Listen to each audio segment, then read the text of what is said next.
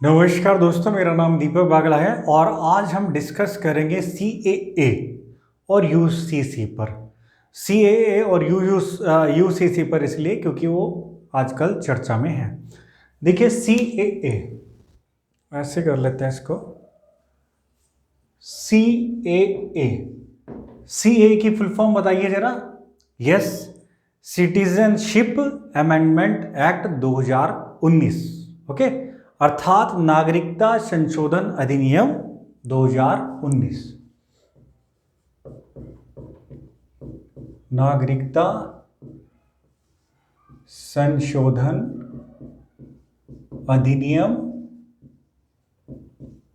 2019। Okay, देखिए अभी चर्चा में ये इसलिए रहा क्योंकि अभी 11 मार्च, कुछ दिन पहले, लगभग पिछले हफ्ते 11 मार्च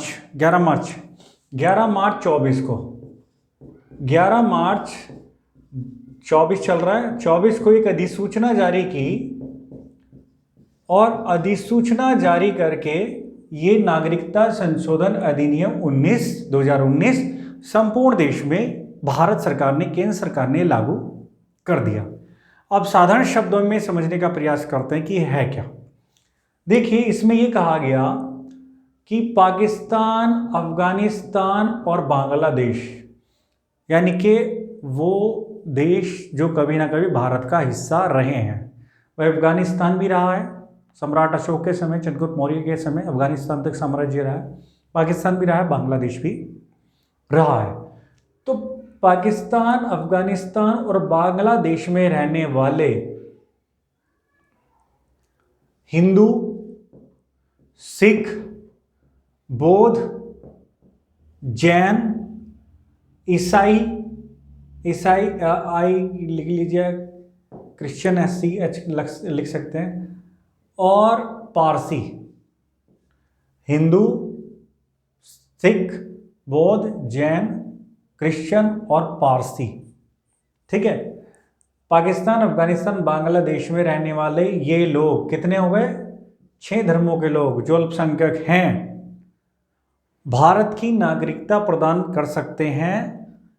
लेकिन जो 31 दिसंबर 2014 से पहले भारत में आ गए हों। कब बताइए जरा? यस, 31 दिसंबर, यस बोलिए, यस 31 दिसंबर 2014 से पहले जो भारत में आ गए हों। इतनी सी बात है, आपको ये भी रखना है याद। 11 मार्च 24 भी याद रखनी है, इंपॉर्टेंट है। अब देखिए, जब संशोधन हुआ, नागरिकता संशोधन अधिनियम, तो इसका मतलब यह है कोई नागरिकता अधिनियम पहले से रहा होगा। बिल्कुल है। तो नागरिकता अधिनियम, उसी में संशोधन हुआ। तो नागरिकता अधिनियम जो है, तो नागरिकता अधिनियम ये है 1955 वाला। नागरिकता अधिनियम 1955, इसमें नागरिकता के नियम है। अब सब अगर पूछा जाए संविधान के किस भाग में नागरिकता है, तो संविधान के भाग 2 में नागरिकता है। अनुच्छेद 5 से लेकर 11 तक अनुच्छेद नागरिकता से संबंधित हैं। क्लियर? 5 से लेकर 11 तक। अब ऐसे लिख लीजिए 10, 11 और 12, और ये सब है दिसंबर, और ये है सब 2019। ओके, 10 दिसंबर 2019 को ये नागरिकता संशोधन अधिनियम लोकसभा में पास हुआ, 11 दिसंबर को राज्यसभा में पास हुआ, और 12 दिसंबर को राष्ट्रपति महोदय के हस्ताक्षर हो गए, और अभी 11 मार्च 24 को अधिसूचना जारी हुई और ये संपूर्ण देश में लागू हो गया।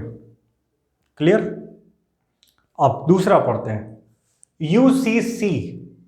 UCC मतलब यूनिफॉर्म सिविल कोड, अर्थात समान नागरिक संहिता। ये भी काफी चर्चा में है अभी। समान नागरिक देखिए मैं बार बार कह रहा हूँ, आपको स्मार्ट स्टडी करनी है, देखना है क्या इंपॉर्टेंट है, क्योंकि मैटर इतना है, आप जिंदगी भर भी पढ़ते रहेंगे तो कम रहेगा। ओके, आपकी इसकी कैपेसिटी है, ठीक है। तो समान नागरिक संहिता, साफ साफ पता लग रहा है, इसका अर्थ है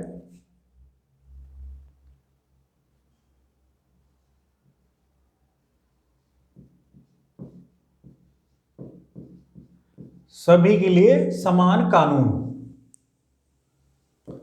सभी के लिए इसका क्या अर्थ है? समान नागरिक संहिता का मतलब है सभी के लिए समान कानून होने चाहिए, किसी कोई भी भेदभाव नहीं होना चाहिए। सामान्यतः सभी के लिए कानून है, बिल्कुल है, विधि के समक्ष समानता, अनुच्छेद 14 है। लेकिन उसके बावजूद भी जो कुछ व्यक्तिगत कानून है, जो व्यक्तिगत कानून है वो है धर्म के आधार पर। व्यक्तिगत कानून धर्म के आधार पर हैं, जैसे हिंदू, बौद्ध, जैन के जो, या सिखों के जो धार्मिक कानून है वो लगभग एक जैसे हैं, और उसमें भी वो अधिकतर समान जो समान नागरिक जो संहिता है उसका पालन करते हैं। डाइवोर्स वाला केस हो तो भी कोर्ट में जाते हैं, बच्चे को गोद लेने वाला हो तो भी कोर्ट में जाते हैं, तो सामान्यतः फॉलो होता है। लेकिन मुस्लिम जो है, मुस्लिम में क्या है, ये चलता है शरीयत के हिसाब से। किसी के हिसाब से? यस, शरीयत के हिसाब से। और ईसाइयों में भी अपने हिसाब से चलता है, या फिर कई बार कोर्ट के थ्रू ये होता है।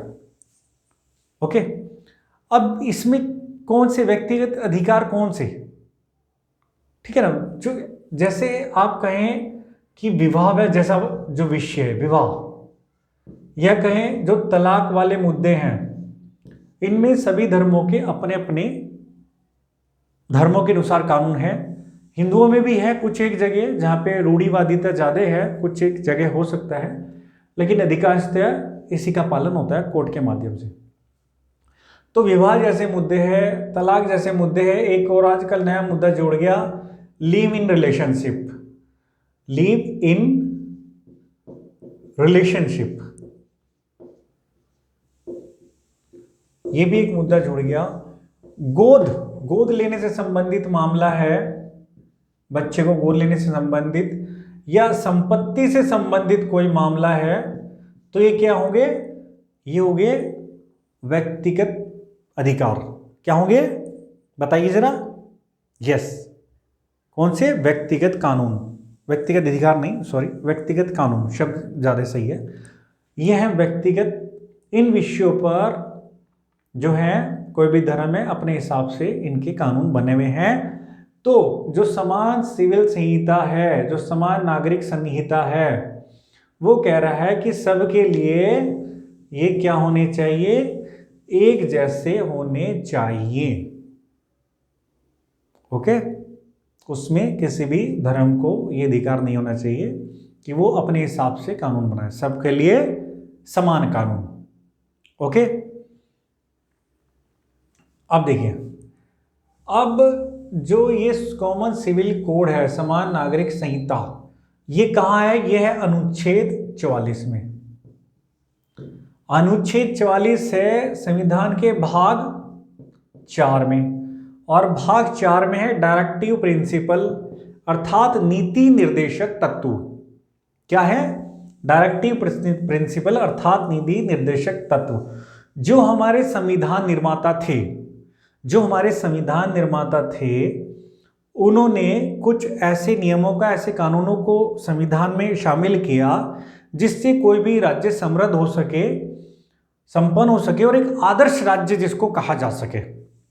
लेकिन उस समय, क्योंकि हमारा देश उस समय आज़ाद हुआ था और उस समय स्थिति उतनी अच्छी नहीं थी, वित्तीय स्थिति या शैक्षणिक स्तर पर देखें तो हमारे संविधान निर्माताओं ने ये अपेक्षा की कि भविष्य में संविधान के जो नीति निर्देशक तत्व में जो नियम कानून हैं, प्रत्येक राज्य उनको लागू करे, प्रत्येक राज्य अपने अपने स्तर पर उनको उचित समय पर लागू करे। लेकिन दुर्भाग्यवश ऐसा नहीं हुआ, ये पुणे चर्चा में रहा और बहुत सारे राज्य, विशेष रूप से बीजेपी शासित राज्य, इसको लाने का प्रयास कर रहे हैं। और अभी हाल ही में उत्तराखंड में समान नागरिक संहिता उत्तराखंड 2024 के नाम से अभी ये उत्तराखंड राज्य में ये लागू हो गया। ओके, हालांकि 1867 में ये गोवा सिविल कोड के नाम से भी वहां पर लागू है। गोवा सिविल कोड के नाम से भी ये गोवा में लागू है।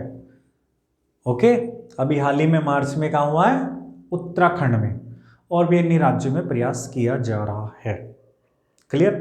अब देखिए, इसमें आपको एक बार रिवाइज कर लेते हैं छोटा सा। नागरिकता संशोधन अधिनियम कब लागू हुआ बताइए जरा, सबको बोलना है। यस, वेरी गुड, 11 मार्च 24 को। किन 3 देशों के लोग अल्पसंख्यक यहां पर आ सकते हैं? यस, पाकिस्तान, अफगानिस्तान, बांग्लादेश। बहुत बढ़िया। और कितने धर्म है ये? कितने धर्म है? 6, हिंदू, सिख, बौद्ध, जैन और क्रिश्चियन और पारसी। ओके, अब हाँ, नागरिकता जो अधिनियम है कब का है? 55 का, उसी में संशोधन हुआ है। नागरिकता के जो नियम हैं संविधान के किस भाग में है? वेरी गुड, 2 में। और किस अनुच्छेद से लेकर किस अनुच्छेद तक नागरिकता के नियम है? यस, 5 से लेकर 11। Okay, clear? ये इंपॉर्टेंट चीजें। इसकी फुल फॉर्म तो याद ही रखना आप। समान नागरिक संहिता में जो है मोटा मोटा आ जाओ, ये बात समझ गए आप।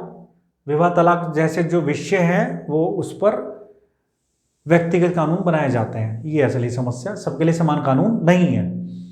अब जो समान सिविल संहिता कौन से अनुच्छेद में है? यस, कौन से भाग में है?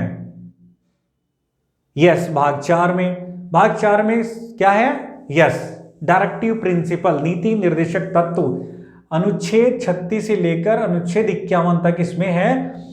और इसमें यह भी कहा गया है कि इसके खिलाफ अगर राज्य इसको लागू नहीं कर सकता तो you can not go to court against this, यानी कि इसके खिलाफ अगर लागू नहीं हो रहा है तो जैसे समान कार्य के लिए समान वेतन भी है, बहुत सारी चीजें हैं, तो इसके खिलाफ कोर्ट में लेकिन नहीं जाया जा सकता।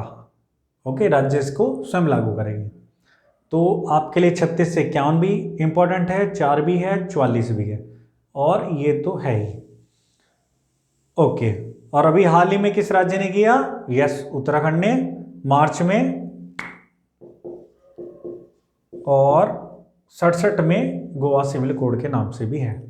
तो इसमें आपको करंट के बहुत सारे फैक्ट्स भी मिल गए और बात भी समझ में आ गई। घुमा फिरा कर क्वेश्चन आ गया तब भी आप आंसर उसका दे देंगे। ठीक है, अभी देखिए, जब अभी जो हमारे चुनाव आयुक्त हैं उन्होंने लोकसभा चुनाव की जब घोषणा की तो उन्होंने एक पंक्ति वहाँ पे बोली थी, तो मैं आपके साथ साझा करना चाहूँगा। उन्होंने बोला, निंदक न्यारे राखिए। निंदक न्यारे राखिए, यानी कि जो आपके निंदक है, आपकी निंदा करने वाले हैं, आपकी कमियां बताने वाले हैं, उसको आप अपने पास रखिए ताकि आप अपने कामों को ठीक से कर सकें, आपकी त्रुटियों को दूर कर सकें। ठीक है, अगर कोई आप गलत काम कर रहे हैं और वो आपको बता रहा है भाई ये आपका गलत है, तो इट्स ओके। ठीक है, फ्रस्ट्रेट होने की आवश्यकता नहीं है। लेकिन हमें यह भी ध्यान रखना है, निंदक अलग होता है और डीमोटिवेट करने वाला, हतोत्साहित करने वाला अलग होता है। डीमोटिवेट करने वाली क्या पहचान है? आपसे नहीं होगा, तू नहीं कर पाएगा, तेरे से बहुत ब्रिलियंट हमसे नहीं हुआ तो तुझसे क्या होगा, तेरे से हो ही नहीं सकता, बहुत टफ है, बहुत मुश्किल है, तो उनसे तो दूरी रहना है। और घर में है तो उनके शब्दों को एंट्री नहीं होने देना है। निंदक क्या है? निंदक बताएंगे आपकी कमियां। ठीक है, आपको तो उत्साहित तो करे या ना करे, लेकिन आपको निंदक क्या है? निंदक आपकी कमियां बताएंगे। ठीक है, तो मैं समझता हूँ कि आपको जो भी बहुत सारी बातें जो भी अनुभव मैंने अपने साझा किए या और किसी लोगों के और महान व्यक्तित्वों के जो साझा किए वो आप अपने जीवन में इम्प्लीमेंट करेंगे तो बहुत लाभ मिलेगा, बहुत लाभ। तो ठीक है, समापन करते हैं, नेक्स्ट वीडियो में मिलते हैं नेक्स्ट विषय के साथ। तो इसके साथ नमस्कार और जय हिंद, जय भारत।